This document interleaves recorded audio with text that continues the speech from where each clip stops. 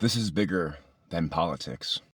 If the United States is dragged into war with Iran because another government wants it, that is a direct insult to the American people.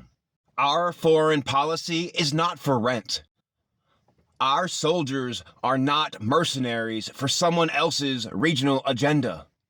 And American blood is not a bargaining chip. We buried over 7,000 American service members in Iraq and Afghanistan. Hundreds of thousands came home wounded, physically and mentally. Trillions of dollars were spent. Entire regions destabilized. And for what?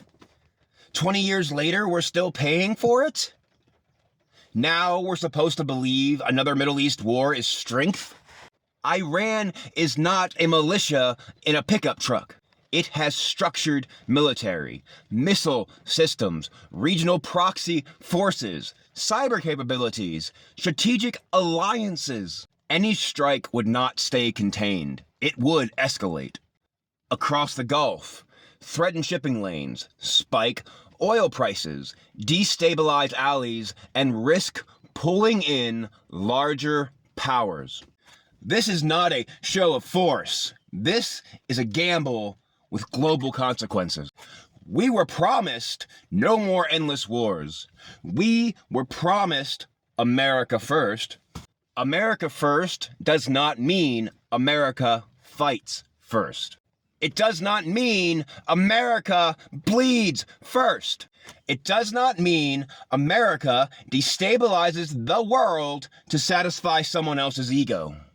If war is even being floated as a posture move, to look tough, to force regime change, to be the biggest bully on the planet, that's not leadership. That's insecurity with nuclear consequences. Regime change has a track record.